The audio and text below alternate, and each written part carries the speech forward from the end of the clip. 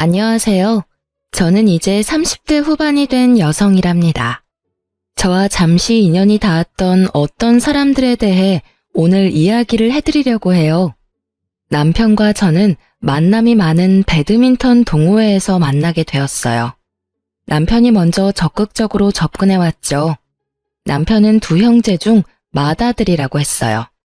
동생은 일찍이 캐나다로 이민을 갔다고 하더군요. 저는 엄마 아빠 슬하에 단 하나밖에 없는 외동딸이었고요. 결혼할 당시 남편은 대학을 나와서 이름만 대면 알만한 회사의 사원이었고 저는 고등학교를 나와서 취직하게 된 작은 기업에 이직 없이 계속 다니고 있던 중이었어요. 남편은 반듯한 외모에 착실해 보이는 사람이었답니다. 우리는 빨리 연인 사이로 발전했고 서로에 대해서 이런저런 이야기를 터놓는 사이가 되었죠. 남편의 아버지는 튼실한 사업체를 운영하시는 분이었고 그리고 집도 강남에 있는 넓은 아파트에서 살고 있다고 했어요. 사실 남편의 이런 집안 사정에 대해 들었을 때 저는 어쩔 수 없이 약간 주눅이 들었어요. 왜냐하면 저는 고졸 직장인에 저희 아버지는 택시기사로 평생을 보내오신 분이었기 때문이었죠. 약간 주눅이 든 것은 사실이지만 저는 저희 집 형편이나 아버지의 직업에 대해서 당당했답니다. 아버지는 정말 성실하게 세상을 살아오신 분이었어요. 저와 엄마는 그런 아버지 덕분에 아주 부유하지는 않아도 남루하지 않게 살 수 있었죠. 아무튼 시쳇말로 조건이 좋은 사람이 고졸의 집안 사정도 아주 평범한 저에게 적극적으로 접근해오니 약간 의외라는 생각도 들었어요. 하지만 진실하게 접근해오는 이 사람이 마음에 들었답니다. 사귄 지 약 1년쯤 되었을 때 남편이 제게 프로포즈를 했죠. 시댁에 인사를 가보니 제 생각보다 더 부유한 집안인 것 같았어요. 땅값도 집값도 비싸다는 서울 강남에 있는 넓은 아파트가 남편의 집이더라고요. 반대를 하시지 않을까 걱정도 했지만 의외로 큰 반대 없이 우리는 결혼에 골인했답니다. 결혼 준비 중에 우리 엄마가 예비 시어머니를 만나서 신혼집 이야기를 하게 되셨다죠. 그런데 생각보다 남편의 저축이 많지 않더라는 것이었어요. 그리고 시댁에서도 신혼집 마련을 위해 예상보다 훨씬 적은 돈밖에 도움을 주지 못하셨죠. 현금이 많지 않다고 하셨어요. 남편이 버는 돈도 모두 시아버지의 사업에 재투자를 한다고 했죠. 그래서 우리는 방이 2칸 딸린 작은 연립에서 친접 살림을 시작했답니다. 참, 저희 친정 이야기를 좀 해드리고 넘어가야겠어요. 사실 우리가 결혼하기 얼마 전에 시골에 계시던 할아버지가 그만 뇌졸중으로 돌아가시고 말았었죠. 그런데 장례식까지 모두 치른 후 정말 깜짝 놀랄 만한 일이 벌어졌어요. 안녕하십니까. 최재영 씨의 유언을 집행하기 위해 찾아왔습니다. 변호사 서문수라고 합니다. 할아버지의 유언을 집행한다니 처음에 우리 식구 모두가 무슨 뜻인지 못 알아들었죠. 최재영 씨가 아드님 최일선 씨 앞으로 고향에 있는 땅과 서울, 경기권의 땅, 그리고 상가 건물 2채를 상속하셨습니다. 변호사라는 사람이 말하는 할아버지와 아버지의 함자는 분명히 맞는데 내용이 영 이해가 가지 않는 것이었어요. 할아버지는 농사를 평생의 천직으로 알고 사셨던 분이었거든요. 이런 정도의 재산을 모으실 만한 처지가 아니셨어요. 변호사에게 물어보니 오랜 기간 동안 꾸준히 투자를 해오셨던 것 같다고 하더군요. 아무튼 그렇게 해서 아빠는 생전 처음으로 남들이 부유하다고 할 만한 사람이 되셨죠. 그리고 엄마와 의논하시더니 그 재산은 역시 할아버지의 뜻을 받드는 데 쓰는 것이 좋다고 결정을 내리셨어요. 농사를 천직으로 하셨던 할아버지의 뜻에 따라 택시기사 일을 그만두시고 고향에 내려가서 농장과 목장을 크게 확장하시겠다는 것이었죠. 아빠는 타고난 성실함을 바탕으로 열심히 일하셨고 농장과 목장은 그런 아빠의 손을 타고 성장을 거듭했답니다. 아빠의 고향과 인근 도시들에서는 아빠가 경영하시는 목장에서 생산되는 한우가 인기를 끌고 있었어요. 깨끗한 것만을 먹여서 잘 키운 한우, 맛이 좋을 수밖에 없었죠. 이제 곧 서울에 판로를 개척해야겠다는 생각도 가지고 계셨답니다. 아무튼 친정에서 겪은 뜻밖의 횡재에 앞으로 가족 모두 웃는 날만 가득할 줄 알았는데 결혼한 지 얼마 안 돼서 저와 시부모 사이에 조그마한 갈등이 생기기 시작했죠. 처음 만난 시모와 시부 모두 인상이 서글하신 분들이었죠. 그래서 솔직히 결혼 전엔 이분들과의 고부 갈등은 없을 줄 알았습니다. 예, 집에 김치가 떨어졌구나. 집에 와서 김치 좀 담가놓고 가거라. 그리고 네 아버지가 해물 넣고 부친 부추전을 아주 좋아하신다. 온 김에 그것도 좀 해놓고. 결혼하고 나서도 직장 생활을 접지 않고 있던 저였어요. 반드시 제 손을 빌리지 않아도 될 일을 가지고 시어머니가 저를 불러대기 시작한 거였죠. 나는 원래 손이 약해서 물일을 잘 못한다. 데리고 있던 아줌마가 있었는데 이제 그 아줌마도 늙었는지 영 옛날만 못해서 내보냈어. 아직 새 사람을 못 찾았다. 그동안은 네가 수고를 좀 해야겠구나. 제 직장과 시집은 그리 가까운 거리는 아니었답니다. 하지만 시어머니가 결혼 후 처음으로 제게 시키는 일이었어요. 단칼에 못 가겠다고 할 수가 없어서 바리바리 시장을 봐서 시집으로 갔죠. 정말 시어머니는 손 하나 까딱 안 하더라고요. 저 역시 엄마 슬하를 벗어난 지 얼마 되지 않은 사람이라 이런 일이 익숙하지 않은 때였어요. 시어머니에게 묻고 물어서 간신히 김치를 담그고 부추전을 부쳐놓고 집에 돌아왔답니다. 남편이 먼저 들어와 있었기에 약간 불평을 했어요. 어머니가 갑자기 집에 와서 김치 담그라고 하시고 전 부치라고 하셔서 이제 왔어. 그런 정도는 어머님이 하셔도 되는 일일 텐데. 퇴근하고 바로 오라고 하셔서 여태 앉지도 못하고 일하다 왔어. 그럴 수도 있지. 우리 엄마 원래 몸이 약해서 그런 일 잘 못해. 네가 많이 도와드려야 될 거야. 엄마가 그런 일을 많이 안 해보셨거든. 솔직히 남편한테서 얼마나 고생이 많았느냐, 힘들었겠다. 이런 대답을 기대했던 저는 실망을 할 수밖에 없었답니다. 피곤하기도 하고 해서 그날은 그냥 그렇게 넘어갔어요. 그런데 시어머니의 이런 요구는 이후에도 계속되었답니다. 심지어 시집에서 키우는 강아지를 애견 미용실에 데리고 가서 미용시켜 오라는 요구도 있었다니까요.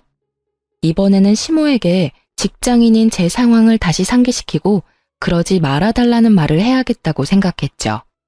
시집에 가보니 어머니는 한가하게 매니큐어 칠을 하고 있더라고요.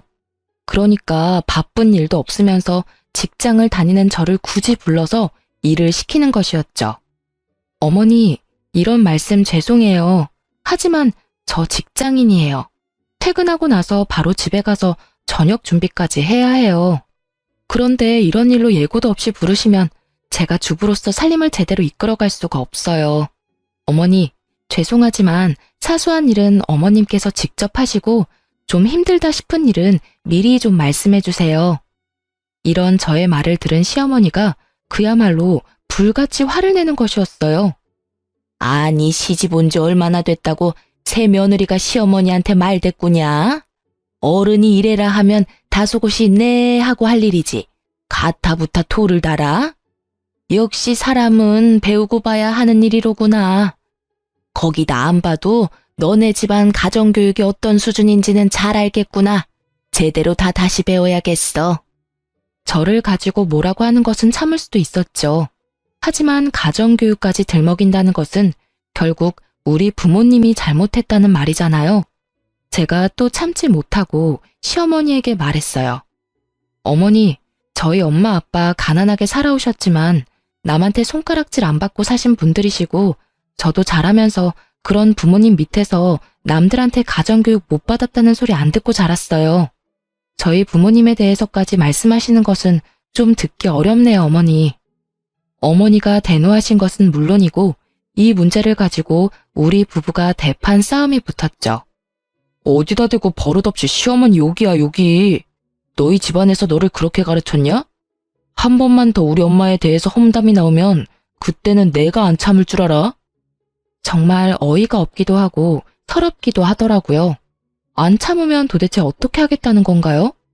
그날 밤 우리는 처음으로 큰 방과 작은 방에서 따로 잤답니다. 그리고 아침에 밥도 먹지 않고 각자 출근해버렸죠. 그리고 저녁에 퇴근을 해보니 남편이 이미 퇴근해 있더라고요. 자기 벌써 퇴근한 거야? 왜 이렇게 일찍 퇴근했어? 나 그 회사 그만둬버렸어. 내 능력에 비해서 월급을 적게 주는 것도 마음에 안 들고 사실 하는 일이 그다지 적성에 맞지도 않았어. 뭐? 그렇다고 인원도 없이 회사를 그만두면 어떻게 해? 우리 집 수입이 절반으로 줄어드는 일이잖아. 적금 크게 들어놓은 것은 다 어떡하고? 남편은 이런 저의 타박에 귀찮다는 듯이 TV 볼륨을 키워버리더라고요. 사실 남편의 이런 말을 들었을 때는 좀 힘이 들어서 조퇴 정도 한 것이려니 생각을 했었죠. 그런데 다음날 아침이 되어 남편을 깨우니 짜증을 내는 것이었어요. 자기는 자는데 깨우는 것을 제일 싫어한다나요? 그러고는 정말로 출근을 안 하더라고요. 정말 황당하기 이를 데 없었죠. 결혼하고 나서 아직 첫 월급도 가져다 주기 전이었어요. 며칠을 그런 식으로 빈둥거리기에 제가 일을 찾아야 하지 않겠느냐고 잔소리를 시작했죠.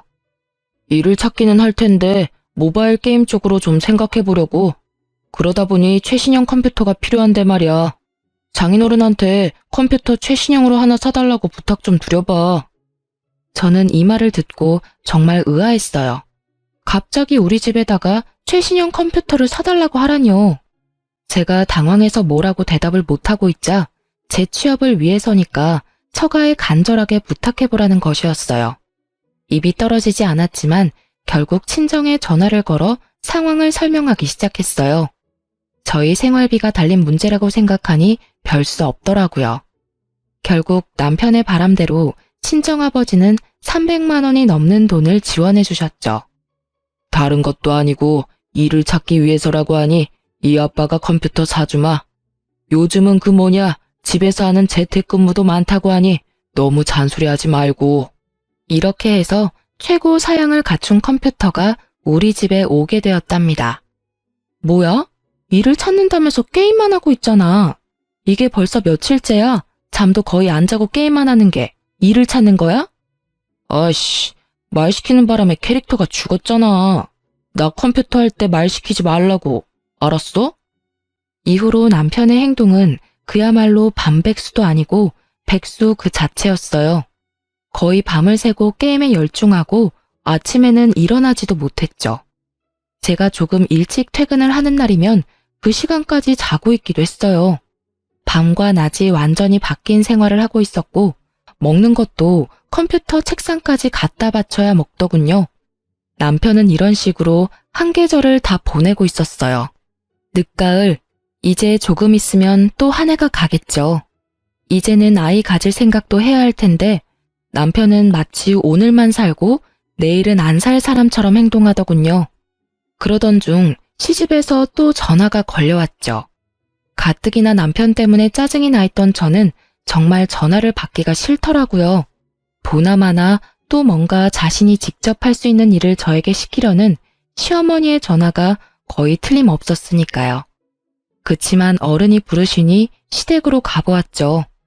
예, 이번에는 김장을 좀 많이 담가야겠다. 네 시아버지 사업 때문에 손님도 많이 오실 테고 지난 해에는 내가 친척집에서 많이 얻어다 먹어서 이번에는 좀 갚아줘야 한다.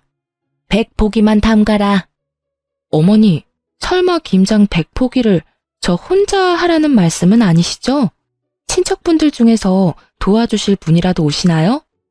김장 100포기가 뭐 그리 대단한 일이라고 도와줄 사람까지 찾고 그러니? 옛날에는 200포기, 300포기도 담고 그랬다. 어른 말에 또 토달지 말고 재료 주문은 내가 다 해두었으니 오는 대로 100포기 담가 놓고 가거라. 저는 제가 집에서 살림만 하는 입장도 아니고 설사 살림만 하는 사람이라도 혼자 김장 100포기를 한다는 것은 불가능하다고 시어머니에게 분명히 말했어요. 어머니, 급하게 인력회사에 전화해서 도와주실 분이라도 구할게요. 그것도 한 분만 불러서는 안 될 것 같아요. 적어도 세 사람은 있어야 될 것 같아요. 옛날 200포기, 300포기는 마을에서 돌아가면서 품앗이를 한 거잖아요. 지금은 그럴 일도 없고요. 제가 사람 부를게요, 어머니. 시어머니가 또 그 기분 나쁜 가정교육 타령까지 포함해서 저에게 쓴소리를 했죠. 저는 결국 제 뜻대로 인터넷에서 근처 인력회사를 검색해서 급히 도와줄 사람을 2사람 불렀답니다. 3사람이 했는데도 김장 100포기는 장난이 아니었어요. 김장을 다해 김치통에 담을 때까지도 시어머니는 소파에 앉아서 말로만 김장을 담그더라고요. 이래라 저래라 하면서 결코 움직이지는 않는 거였죠. 김장 100포기를 다 하고 일어서려니 아이고 소리가 저절로 나오더군요. 이걸 혼자 하라고요? 3박 4일 동안 해도 모자랄 일이었어요. 저는 어느새 새하얀 웨딩드레스를 입고 행복한 첫 발을 디디던 새 신부였던 저와 지금의 저를 비교하고 있었어요. 남편, 시어머니 모두에 대해서도 정말 그때는 상상할 수 없었던 일들이 벌어지고 있는 것이었죠. 팔, 다리, 어깨, 허리 안 아픈 곳 없는 상태에서 전철을 타고 집으로 가는 길. 어쩌다 주머니에 손을 넣어보니 인력회사의 용역비를 카드로 긁고 받은 꾸깃한 영수증이 손끝에 잡히더라고요. 그냥 종이 한 장일 뿐인데 그걸 보니 마치 제 결혼 생활이 이렇게 꼬깃꼬깃해지는 것 같다는 생각이 들더군요. 사람들이 보지 않도록 창 쪽으로 얼굴을 바싹 기댔어요. 눈물이 몇 방울 흘러 바닥으로 떨어졌죠. 시간은 오밤중, 전철 안에 사람도 거의 없었어요. 안고 싶었지만 눈물이 남들에게 보일까 봐서 굳이 서서 울었답니다. 그리고 집에 돌아와 보니 한참 남편이 활동할 밤 시간이었어요. 컴퓨터 게임을 하는 시끄러운 소리가 온 집안에 진동을 하고 있더군요. 저는 들어서자마자 손에 잡히는 대로 베개를 집어서 남편에게 던져버렸어요. 아씨, 이게 무슨 짓이야? 어디서 늦게 들어와선 행패야 행패가. 나 컴퓨터 할 때 방해하지 말랬잖아. 저는 남편의 등을 아주 펑펑 두드려 패주었어요. 그리고 울면서 말했죠. 이러려고 나하고 결혼했니? 이렇게 백수로 게임이나 하고 놀고 싶어서 나더러 너 먹여 살리라는 얘기였어? 그리고 너네 집 식모살이 하라는 얘기였냐고. 미쳤어? 갑자기 또 왜 이래? 먹여 살렸으면 1년을 먹여 살렸어, 2년을 먹여 살렸어. 고작 몇 개월 일 개발하겠다는 사람한테 이게 무슨 짓이야? 개발 같은 소리 하지 말라고 하고는 다른 방으로 들어가서 문을 쾅 닫아버렸어요. 그리고 지하철을 타고 오면서 조금씩만 울었던 울음을 다 울었죠. 엄마 아빠가 너무나 보고 싶고 저를 눈에 넣어도 안 아플 듯 귀여워해 주시던 할아버지도 너무 보고 싶었어요. 이렇게 제 결혼 생활이 엉망진창으로 꼬여가던 중에 그래도 제게 기쁜 일이 하나 생겼답니다. 그것은 아빠가 서울에 오실 일이 많아졌다는 것이었어요. 아빠가 한우에 서울 판로를 찾고 계셨는데 아주 유능한 유통업자 한 분을 알게 되셨다는 것이었죠. 일을 시작한 지도 오래된 사람이었는데 그동안 공급을 받던 공급자와 최근에 공급 계약이 끝난 상태였대요. 이 유통업자가 고향에 직접 내려와서 생산 과정을 모두 까다롭게 체크하고 맛도 보고 가더니 아빠와 공급 계약을 맺고 싶어 한다는 것이었어요. 아빠도 물론 이 사람이 얼마나 많은 판로를 가지고 있는 사람인지 꼼꼼히 알아보셨죠. 믿어도 좋을 사람이라는 판단이 서셨던가 봐요. 그래서 이 김 사장이라는 유통업자와 아빠가 계약을 맺었고 이제 우리 한우가 본격적으로 서울로 진출을 하게 된 것이었죠. 따라서 아빠의 서울 일이 많아졌고 저는 아빠를 좀 더 자주 뵐 수 있었죠. 이 녀석아, 왜 이렇게 여유였어? 회사 다니랴 살림하랴 바빠서 그런 거냐? 그리 힘들면 회사를 그만두는 것도 생각해보려무나. 마르긴요. 요 며칠 속이 좀 안 좋아서 밥을 좀 적게 먹었더니 그렇게 보이나 봐요. 회사를 그만두긴요. 언제부터 다닌 회사인데요. 굳이 저를 보겠다고 같이 올라오신 엄마가 말씀하시더군요. 자식에 대한 부모의 마음이라는 것이 얼마나 깊고 예민한지 그 말 한마디에 눈물을 훔치고 말았습니다. 너 김서방하고 사이에 무슨 일이 있지? 아니면 아이가 들어섰던가? 내 보기엔 아이가 들어선 건 아닌 것 같고 무슨 일인지 어서 이야기해봐라. 저는 엄마의 말에도 역시 아니라고 고개를 저었지만 그러는 사이에 제 눈에 어느새 눈물이 한두 방울 고여 있었나 봐요. 그걸 엄마가 또 놓치지 않고 보신 것이었어요. 엄마가 저를 계속 다그치셨죠. 결국 눈물이 터져버렸고 그간 있었던 일들을 모두 이야기할 수밖에 없었답니다. 엄마, 아빠, 나 어떡하면 좋아요? 김서방이 일할 생각을 전혀 안 해요. 게임 개발한다고 컴퓨터 사주신 걸로 그냥 게임에만 빠져 있어요. 그리고 시어머니도 애초에 생각했던 그런 분이 아니에요. 제 얘기를 다 들으신 엄마는 계속 울먹이는 저를 다독이셨어요. 아마도 김서방이 회사를 그만둔 지 얼마 안 돼서 허해서 그럴 수도 있다는 말씀이셨죠. 아빠 역시 그런 말씀을 하시더군요.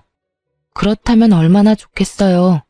하지만 저는 이미 남편과 시댁에 대해서 거의 반 이상 포기하고 있는 상태였답니다. 사람이 촉이라는 게 있잖아요. 잠시 저러다 말 것인지 원래 그런 사람인지 말이에요. 그런데 지금 제 눈에 남편과 시어머니는 원래 그런 사람이었어요. 아빠가 저를 다독이시면서 김서방을 만나서 잘 말해볼 것이니 마음 가라앉히라고도 하셨죠. 저는 그러지 마시라고 했어요. 제 속 하나 상하는 것도 기가 막혀 죽겠는데 아빠까지 속상하게 만들고 싶지 않았으니까요. 그렇게 아빠가 사주시는 맛있는 밥도 제대로 먹지 못한 채 엄마 아빠는 다시 고향으로 내려가셨고 저는 또 그 절망적인 우리 집으로 돌아왔죠. 남편의 컴퓨터 책상 주변에는 먹다 남은 음식들과 먹고 나서 싱크대에 갖다 놓지 않은 지저분한 그릇들이 잔뜩 쌓여 있더군요. 이젠 뭐 별로 놀랍지도 않았어요. 그리고 처음으로, 정말 처음으로 이혼이라는 단어를 떠올렸어요. 제가 보기에 남편은 결코 치유될 길 없는 구제불능이었거든요. 그리고 원래 제 계획은 빨리 아이를 가지려는 것이었죠. 그런데 이제 저는 남편 몰래 피임약을 사서 먹기 시작했답니다. 이미 각방을 쓰고 있긴 하지만 그래도 젊은 남녀가 한 집에서 지내니 혹시라도 무슨 일이 있을까 싶어서였어요. 걱정이 되신 엄마가 더욱더 자주 제게 전화를 하셨죠. 하지만 전화를 하실 때마다 기쁜 소식을 전해드릴 것이 없었어요. 저는 어떻게 하면 엄마의 걱정을 줄여드릴 수 있을까를 생각해서 상황을 오히려 축소하고 있기는 했죠. 그런데 부모를 속일 수는 없더군요. 드디어 엄마도 울먹이며 말씀을 시작하시더라고요. 도대체 김서방이 왜 그런다니? 네 시어머니는 또 왜 그러시는 거고? 결혼 전에 그렇게 멀쩡하게 보였던 사람들이 말이다. 겉모습이야 지금도 너무나 멀쩡하죠. 이렇게 엄마와 제 전화는 결국 눈물로 시작해서 눈물로 끝나는 일이 점점 더 빈번해지고 있었어요. 그런데 어느 날 걸려온 엄마의 전화는 저를 더 절망적으로 만들었죠. 네 아버지와 내가 이 얘기를 너한테 해야 하나 말아야 하나 밤새 의논을 했다만 아무래도 알고 있는 것이 좋겠더구나. 김서방이 다녔다던 회사에 네 아버지가 연락도 해보았고 사람을 사서 조사를 좀 해보신 모양이다. 그런데 그런 사람은 그 회사에 없었다고 하더라는구나. 이 얘기가 마치 꿈속에서 어울렁더울렁거리는 소리처럼 들렸어요. 윙윙 귓속을 맴돌더군요. 그리고 엄마에게 처음으로 이혼하고 싶다는 말씀을 드렸어요. 엄마도 단호하게 마음을 먹었던지 이제는 울지 않으시더라고요. 그리고 아버지가 한우 공급일로 그 김 사장이라는 유통업자를 만나러 곧 서울에 가실 것이니 만나 뵙고 자세한 이야기를 들으라고 하셨죠. 아빠가 서울에 오자마자 저를 먼저 찾아주셨더라고요. 그 김 사장이라는 사람과는 굳이 사업 때문이 아니라 서로 고맙게 해준 것에 대해 술 한 잔씩 하려는 것이니 아빠하고 얘기를 좀 많이 하자는 말씀이셨어요. 아빠는 그날 유통업자 김 사장을 만나시고는 우리 집에 와서 주무셨어요. 남편의 그 꼴도 모두 보셨죠. 장인어른, 저 편의점 하나만 인수하게 해주세요. 정말 열심히 일해서 수연이 고생 안 시키겠습니다. 평상시에 일에 대한 생각이 없던 사람이 편의점을 차려주면 갑자기 일 생각이 생긴다든가? 그런 이야기는 내 생전 들어보질 못했네. 하다못해 밤에 대리운전이라도 하게. 안 사람 혼자 고생하고 있는데 왜 못한단 말인가? 자네 오토바이도 잘 탄다면서? 퀵서비스 일도 요즘은 꽤 보수를 주는 것으로 알고 있네. 아빠는 남편의 본색을 너무나 잘 꿰뚫어보고 계셨죠. 사실 아빠만큼 사람에 대한 이해가 깊은 분이 어딨겠어요. 반평생을 택시기사로 지내오신 분이었어요. 세상에 안 만나본 인간 부류가 없으시겠죠. 아마 거의 웬만한 철학자 못지 않으실걸요? 아빠가 돌아가시고 나서 남편의 표정이 아주 볼만하더군요. 아빠가 나가신 현관문을 뚫어져라 째려보고는 제가 듣고 있는데도 불구하고 자린고비 영감이라며 비난을 쏟아내기 시작했죠. 더 이상 싸우고 싶지도 않고 해서 그냥 놔두고 나와서 혼자 거리를 걸어 다녔어요. 그렇게 생각 정리한 다음 집에 들어와서 남편에게 단호하게 말했죠.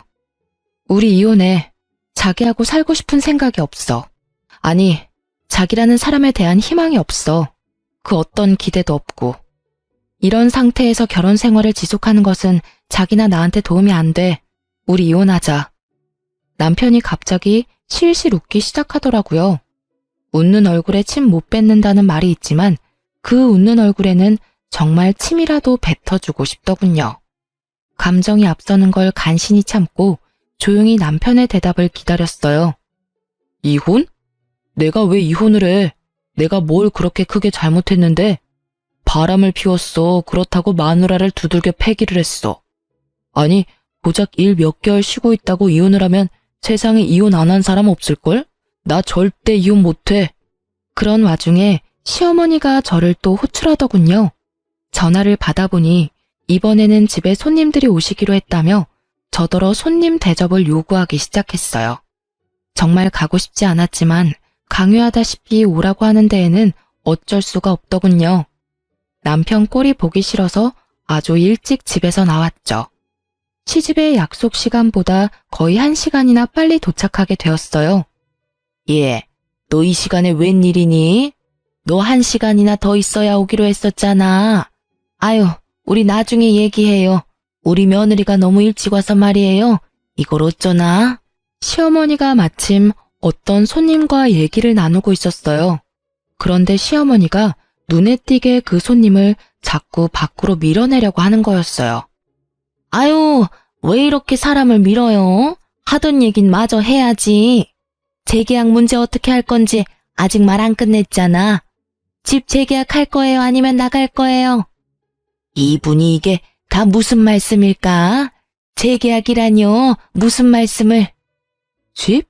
재계약? 그러니까 뭔가요? 이 집이 재계약의 대상이 되는 그런 집이란 말인가요? 직감적으로 저는 이 집 역시 시집의 자가가 아니라는 것을 알아챘답니다. 집주인으로 보이는 사람이 떠밀려서 문 밖으로 내쫓기다시피 나가기에 제가 얼른 그 사람을 따라 나갔어요.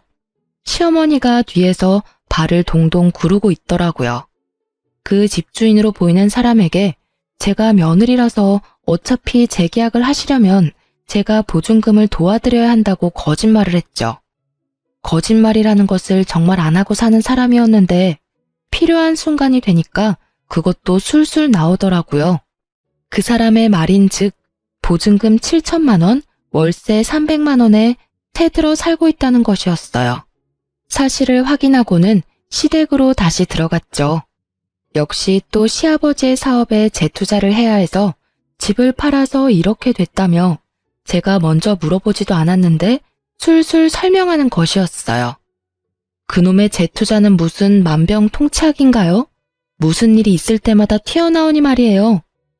어머니, 사시는 곳도 강남 아니면 못 사시겠던가요? 하긴 저희 집에서 농사지어 올려보내신 음식물 쓰레기 봉투에서 발견한 적도 많이 있었어요. 서울에서는 구하지도 못할 음식들이었다고요. 제가 서러워서 말씀드리지 않고 넘어갔지만요. 그랬어요. 저희 집에서 농사 지은 것들이라고 제가 시집에 가져다 주니 시어머니가 그대로 쓰레기 봉투로 직행시키더군요. 제가 얼마나 마음이 아팠던지요. 그때 시어머니가 말하기를 강남 백화점에 식품관만한 곳은 없다고 했었죠. 어머니, 훨씬 더 많은 사람들이 다른 곳에서 건강하게 살고 있어요. 도대체 한 달에 300만 원씩이나 월세를 주면서 강남에 사셔야 하는 이유가 뭔가요? 다른 곳에 가셔서 건강하게 사는 사람들하고 어울려 보세요. 서울 변두리나 경기권에 가면 정말 하루하루 성실하게 벌어서 착실하게 저축해 자기 집 마련하는 사람들이 얼마나 많은데요. 당장 집 빼서 이사하시고 마음 편하게 사세요. 그게 대다수 사람들이 사는 방식이에요. 아시겠어요? 아유, 싫다 얘. 우리는 여기 아니면 못 살아. 다른 데는 다 구질구질하다. 여기가 명실공히 대한민국에서 제일 살기 좋은 곳이야. 지나다니는 사람들을 봐라. 때깔이 다르지 않니? 너도 여기서 몇 개월만 살아봐. 그 촌스러운 때깔이 확 벗겨질 거다. 정말 이놈의 시집은 구제불능이었어요. 어떻게 이렇게 제대로 속아 넘어갈 수가 있었을까요? 저는 이제 바로 저라는 사람을 마음속에서 실컷 때려주고 있었답니다. 지질이 병신, 어떻게 이렇게 속아 넘어갈 수가 있어? 도대체 어떻게 그렇게 사람을 모를 수가 있어? 할 수 있는 모든 자책의 소리들이 제 마음속을 다 거쳐갔어요. 그리고 집에 들어와서는 그 사실을 알게 된 것조차 남편에게 말할 필요도 없다고 생각했고 그냥 방구석에서 옷도 갈아입지 않은 채로 구겨져 잠이 들고 말았죠. 남편은 여전히 이혼을 거부하고 있었고 저는 아름아름 변호사 사무실을 찾아다니고 있을 즈음이었어요. 아빠가 서울에 오셨더라고요. 아빠가 서울에 오시는 일은 김 사장님을 만나러 오시는 일이 대부분이었죠. 그런데 아빠가 집으로 오지 않으시고 밖에서 만나자고 하시더군요. 어차피 김 사장하고 약속이 있어서 왔으니 우리 딸 맛있는 거 사주려고 하신다고요. 나가보니 어떤 일식집의 방이었어요. 제가 들어가니 그 김 사장님이라는 분이 아직 계셨어요. 제가 일을 방해했나 싶어서 얼른 다시 나오려 했죠. 아이고, 나갈 것도 없어요. 따님, 아버님하고 얘기 다 끝났어요. 듣던 대로 아주 참하게 생겼네요. 그럼 저는 이만 물러갈 테니 부녀간의 얘기 많이 나누세요. 아, 그리고 참, 우리 형님 얘기는 그냥 귀에서 흘려버리세요. 말씀을 드려놓고도 참 부끄럽네요. 부끄러우실 게 뭐가 있어요? 사장님이 그런 힘든 일까지 다 짊어지고 계시다니 참 대단하시네요. 혹시라도 제가 도울 일이 있으면 말씀 주세요. 어떻게든 도울 테니까요. 제가 안녕히 가시라고 인사를 하고 아빠 맞은편에 앉아서 형님 얘기가 무슨 얘기냐고 물었어요. 아빠가 말씀하시기를 김 사장님한테 형님이 한 분 계시는데 그야말로 온 집안과 온 세상에 소문난 분이라는 것이었어요. 있지도 않은 사업체 사장을 사칭하면서 특허증을 위조해서 투자자를 유치하기도 하고 일평생을 그런 식으로 세상을 산다는 거야. 그걸 김 사장이 다 수습하고 다닌다는구나. 집안이 다 그 모양이고 둘째 아들놈 하나만 멀쩡하대. 둘째 아들이 아주 가족을 떠나서 이민을 가버렸다지. 아유, 왜 어떤 사람들은 자신의 가장 가까운 사람들에게 피해를 입히면서 살아갈까요? 하긴 제 남편만 해도 마찬가지였죠. 가장 가까운 사이인 저를 가장 힘들게 하는 사람이었으니까요. 아빠가 사주는 맛있는 밥을 먹고 우리 부녀는 커피 전문점에 가서 커피도 같이 마셨어요. 아빠와 따뜻한 시간을 보내다 보니 어느새 시름도 많이 잊혀지더군요. 그렇게 아빠가 고향으로 다시 내려가시고 저는 다시 괴로운 일상으로 돌아와 있었어요. 처음엔 생각만 해도 너무나 마음이 따스했던 우리 신혼집이 지금은 정말 제일 가기 싫은 곳이 되어 있었죠. 하지만 제가 굳이 갈 데가 어디 있겠어요? 집으로 들어가서 하루를 또 자는 것 같지 않게 자고는 아침에 출근을 했어요. 그렇게 일상적인 나날이 몇 주 더 흘러가고 있었죠. 그러다가 아빠의 전화를 받게 되었어요. 반가워서 나오라고 하시는 곳으로 얼른 갔죠. 아빠의 표정이 묘하더라고요. 상당히 분노에 차 계시는 것 같기도 했고 또 저를 너무나 가엾게 바라보시는 것 같은 복잡한 표정이셨답니다. 아빠, 왜 그러세요? 무슨 일이 있으세요? 아니면 어디 편찮으세요? 우리 아빠가 그렇게 당황하시고 화가 나 계신 모습은 태어나서 처음 뵙는 모습이었어요. 아빠가 잠시 침착함을 되찾으시기 위해 시간이 필요하신 것 같더군요. 그래서 무슨 일인지는 모르지만 저는 잠시 아무 말 없이 그냥 기다려드렸어요. 내가 여기 이 레스토랑에 왜 왔는지 아니? 다른 아닌 김 사장하고 약속이 있어서 왔단다. 그런데 김 사장이 아니라 그 형님이 김 사장에게 점심을 사겠다고 했다는 거야. 갑자기 돈이 생겼다면서 이 고급 레스토랑을 택하더라는구나. 저는 갑자기 침이 꿀꺽 넘어갔답니다. 다음 말이 기다려질 때 일어나는 현상이겠죠. 그런데 재밌어서가 아니라 뭔가 저와 관련된 일이라는 쎄한 느낌이 들었거든요. 그 김 사장이 그 형님이란 사람에게 사업을 하면서 신세를 지는 사람이 많이 있는데 마침 서울에 와 있는 것 같으니 합석을 하면 될지를 물었다네요. 그러자 형님이 흔쾌히 허락하더라는 것이었죠. 그래서 아빠한테 연락을 했고 아빠가 감사하게 초대에 응하셨다는 것이었어요. 그리고 다음에 일어난 일에 대한 아빠의 자세한 이야기를 듣고는 정말 저는 몸이 휘청하는 것을 느꼈답니다. 김 사장님, 초대해 주셔서 감사합니다. 형님께 폐가 되는 건 아니겠죠? 오면서도 걱정이 됐습니다. 별 말씀을요. 제 사업을 도와주시는 분이라고 하니까 형님이 진작 모셨어야 하는 분 아니냐고 하시던걸요. 그렇게 김 사장님과 아빠 사이에 몇 마디가 지나고 나자 그 형님이라는 분이 약속 장소로 들어섰다죠. 제 형님이십니다. 형님, 이쪽이 제가 말씀드린 그분이에요. 제가 정말 도움을 많이 받고 있습니다. 아니, 이게 어떻게... 사돈 어른이... 아니, 사돈이 김 사장님 형님이셨다고요? 이게 도대체 어떻게 된 일입니까? 두 분이 사돈간이셨어요? 해식이 장인어른이시라고요, 이분이? 제 딸의 시아버님이 분명히 맞습니다. 그러니까 제 사위의 아버지가 되시겠지요. 저 손님을 초대해놓고 죄송하지만 저 화장실 좀 먼저 다녀오겠습니다. 그럼 잠시만. 그렇게 그 형님 된다는 분, 아니 제 시아버지가 화장실에 간다고 나가놓고는 안 들어오더라는 것이었죠. 김 사장님이라는 분이 형님을 찾으려고 자리에서 일어섰지만 아빠가 말리셨다는 것이었죠. 아마 이미 멀리 가셨을 것이라고요. 어떻게 이런 일이 생길 수 있는지 곰곰이 생각해봤는데 김 사장님이 마침 유행성 질병에 걸려 조카의 결혼식에 참석할 수가 없었다고 말했대요. 그래서 사돈의 얼굴도 몰랐기에 이런 황당한 일이 벌어진 거죠. 더 이상 놀랄 것도 없다고 생각했었는데 아빠가 겪으셨을 그 황당함을 생각하니 눈물이 솟구치더라고요. 아빠가 저를 다독이셨지만 저는 오랫동안 눈물을 그칠 수 없었어요. 나중에 안 일이지만 돈이 생겼으니 점심을 사겠다고 했던 그 돈도 김 사장님이 수습을 하고 다녀서 신용도가 조금 올라가니까 또 대출을 최대한으로 받은 돈이라는 것이었죠.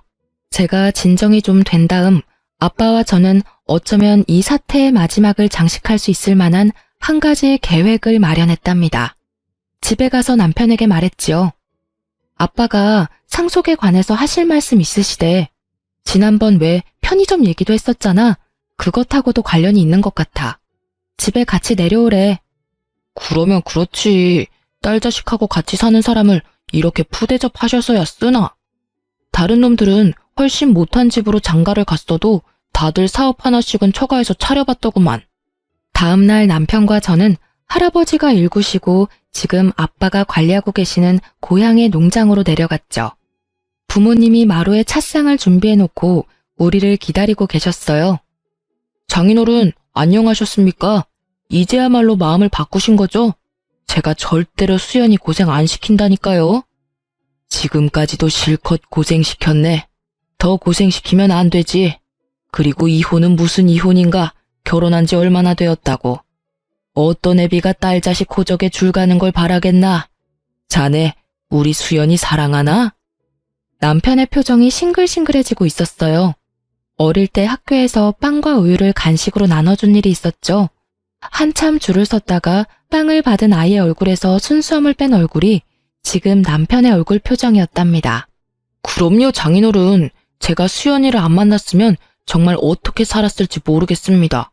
수연이가 저보다 어리지만 더 어른스럽다니까요. 수연이를 안 만났으면 굶어 죽었겠지. 그렇게도 일하는 것이 싫으니 말이야. 그리고 자네 같은 사람하고 살다 보면 철이 더 일찍 들어버려서 어른스러워지기 마련이라네. 아빠가 드디어 마지막 스트라이크 불을 던지셨죠. 나는 말일세, 이 농장하고 목장을 내 아버님의 뜻에 따라서 키워왔네. 나중에도 아버님의 뜻에 따라서 처분할 생각이야. 요즘 젊은 사람들 너무 농사를 기피하고 있어. 영농 후계자를 양성하는 기금으로 사회에 환원할 걸세. 자네가 우리 수연이를 사랑한다고 하니 여기 와서 10년만 열심히 일하게나.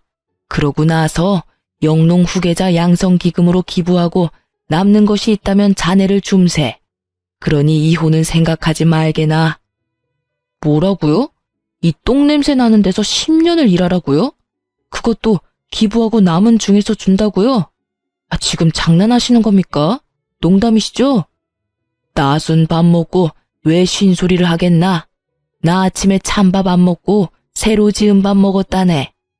남편이 드디어 본색을 드러내더군요. 아씨, 좀 데리고 놀려다 아버지가 한 재산 물려받았다고 하기에 외동딸이라 뭐가 좀 있을 줄 알았지. 완전히 똥 밟았네. 딸 자식 호적에 줄 가는 거 바라지 않는다면서요. 편의점 하나 정도 내주셨으면 호적에 줄 갈 일 없었잖아요. 이혼해줄게. 이혼해준다고.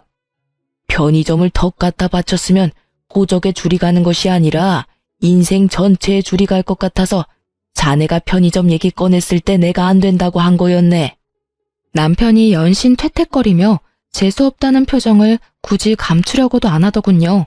경력이 있으면 회사를 알아보라고나 할 테지만 경력도 사칭이었고 도대체 자기네 집하고 자기한테 정말인 건 뭐야? 키운다는 강아지는 정말 강아지 맞아? 뭐 늑대 새끼나 그런 거 아니고?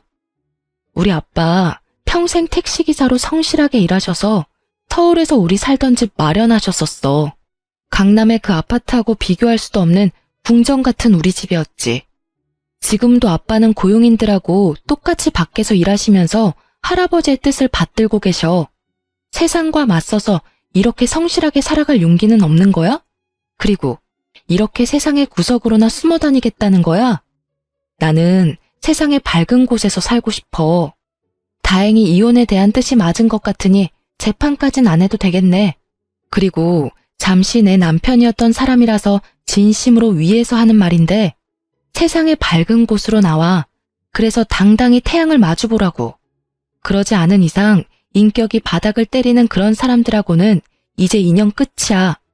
다시는 보고 싶지 않아서 이혼 도장도 변호사가 받으러 갈 거야. 그럼 잘 가. 저는 이렇게 남편과 재판 없이 이혼했답니다. 그리고 직장을 그만두고 아빠, 엄마가 계신 이곳에서 열심히 일하며 살고 있어요. 아마도 그 사람들이 더 길게 저를 속였을 수도 있었을 테죠.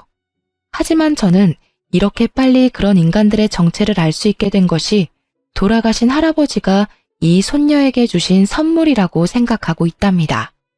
고향에 온 지도 어느새 1년이 넘었네요. 아빠가 조심스럽게 제게 말씀을 꺼내셨어요. 아빠와 거래하고 있는 농장 대표가 저를 보시고 며느리감으로 탐을 내신다고요. 하지만 저는 아직 이혼의 상처를 못 씻고 있답니다. 그래서 결혼이 부담스러운 상태예요. 하지만 빨리 상처를 잊어야겠죠. 그 거래처 대표의 아들은 제가 한 번 이혼한 것을 알고 있지만 우리 부모님과 저의 됨됨이를 알고 있기 때문에 자신이 적극적일 수밖에 없다고 하고 있어요. 서두르지 않으려고요. 그래서 언젠가 사람으로 다친 상처를 어느 정도 치유하는 날 새 출발을 하려고 생각하고 있답니다. 지금까지 제 기막힌 이혼 스토리 읽어주셔서 감사합니다. 다들 좋은 하루 되세요.